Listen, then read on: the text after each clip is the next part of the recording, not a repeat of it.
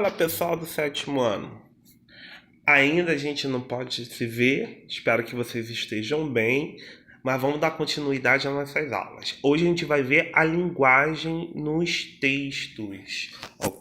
Ok, galera? Vamos seguindo aí.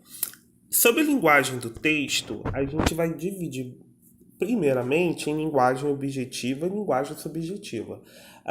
Como a gente falou que o verbete ele é construído em linguagem objetiva, a gente precisa aprofundar mais e conhecer como se escreve uma linguagem objetiva, tá? Então, os termos objetivos procuram oferecer, ou seja, as linguagens objetivas vão oferecer informações precisas para o leitor, tá?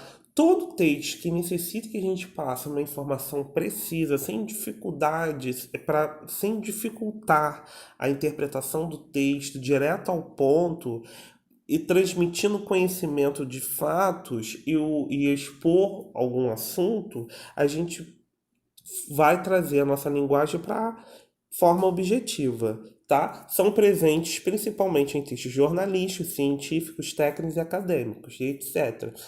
O verbete de enciclopédia, ele é considerado um texto científico, porque ele traz características científicas dos animais, de pedras, se eu quiser falar sobre pedras, de qualquer assunto que eu estou querendo falar, sobre que eu estou querendo expor, né? Então ele é um texto informativo e a informação que a gente vai se basear através da ciência, dos estudos científicos sobre aquele assunto. Seguindo, e como que a gente faz a linguagem objetiva? Em primeiro lugar, a gente tem que pensar o seguinte: não vai ter envolvimento do autor. O que isso quer dizer? Não tem nenhuma impressão pessoal do autor. Não tem, por exemplo, o que, que ele acha, como a gente viu, sobre a girafa, sobre a onça. Ele não vai ter essa impressão dele. Ele apenas vai passar a informação, tá? Apenas vai passar a informação. E como que a gente escreve uma linguagem objetiva? A gente vai botar verbos e pronomes na terceira pessoa. Olha aí o exemplo. Aqui eu trouxe uma narração, eu trouxe um texto narrativo objetivo, tá? Diferente do verbete. Mas isso aqui é só para a gente ter noção como é que vai escrever. Ó, vou ler só o início. O incêndio. Ocorreu um pequeno incêndio na noite de ontem no apartamento da propriedade do senhor Antônio Pedro. No local habitavam o proprietário, sua esposa e seus dois filhos. Todos eles, na hora em que o fogo começou, tinham saído de casa e estavam a jantar no restaurante situado em frente ao edifício. A causa do incêndio foi um curto-circuito no sistema elétrico do velho apartamento. Observa aí, em primeiro lugar, não tem nenhuma impressão do autor, ele apenas está narrando aí um fato. O narrador apenas está narrando esse fato aí que foi um incêndio. E olha os verbos: ocorreu na terceira pessoa, habitavam na terceira pessoa, começou na terceira pessoa, foi verbo na terceira pessoa.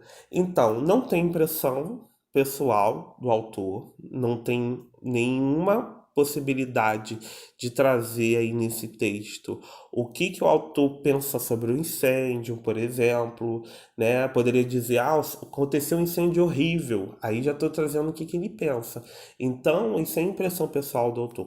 Como ele fala, aconteceu um pequeno incêndio, só disse a dimensão do incêndio, mas não trouxe nenhuma caracterização desse incêndio, tá? E o verbo está na terceira pessoa. Então, o que ele está querendo botar? A linguagem objetiva aqui. Apenas está informando um fato, tá? O oposto da linguagem objetiva é a linguagem subjetiva.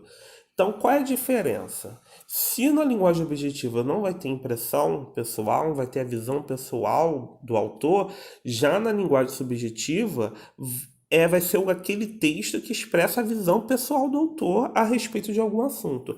Aqui a gente vai ter impressão pessoal, tá? Os temas subjetivos estão presentes em muitos tipos de textos. Podem estar expressos num poema, num pensamento, num provérbio, numa crônica, em contos e até em romance de ficção. Aqui a gente vai ter o quê? A impressão pessoal do autor, a visão pessoal do autor. Essa é a diferença principal. E como fazer uma linguagem subjetiva, né? Como vai fazer? Primeiro momento, na hora de escrever, eu tenho que botar um envolvimento, né? Eu tenho que botar minhas impressões, minha visão pessoal sobre aquele assunto, tá? A gente consegue perceber as emoções na hora que ele está escrevendo, na hora que ele está narrando um fato, o que, que ocorreu. A gente vai conseguir perceber essas emoções. E o principal, verbos e pronomes na primeira pessoa. Então, eu, quando quiser pôr uma linguagem subjetiva num texto, eu tenho que botar os verbos e os pronomes na primeira pessoa. Vamos aí no exemplo. Olha lá, como com a fúria de um vendaval. Numa certa manhã, acordei entediada. Estava nas minhas férias escolares do mês de agosto.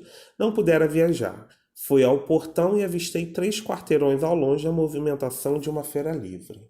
Vou parar por aqui só para a gente mergulhar nesse trechinho e a gente vai ver que claramente a linguagem subjetiva. Ó, numa certa manhã, acordei entediada. Olha a visão pessoal. Ela está caracterizando, trazendo a emoção que ela sentiu na hora de acordar. Então é a impressão pessoal do autor aqui, né? Do personagem aqui. Outra coisa, eu acordei, verbo na primeira pessoa. Continuando, eu estava nas minhas férias escolares do mês de agosto. Não pude viajar. Não, fui ao portão e avistei. Eu fui. Continua tendo impressão pessoal aí, porque tem verbo na primeira pessoa. Então, predominantemente, os verbos ficam na primeira pessoa. E a gente vê claramente aí o que? As impressões pessoais, as emoções do autor do texto. Então, quando eu quero escrever meu texto na linguagem subjetiva, eu tenho que trazer emoções, eu tenho que trazer visão pessoal e eu tenho que botar os verbos e os pronomes na primeira pessoa. Então é isso, pessoal. Chegamos ao fim da nossa aula. Espero que vocês façam os exercícios, tanto da folhinha quanto do livro, e a gente vai se ver em breve, se Deus quiser. Tchau, tchau.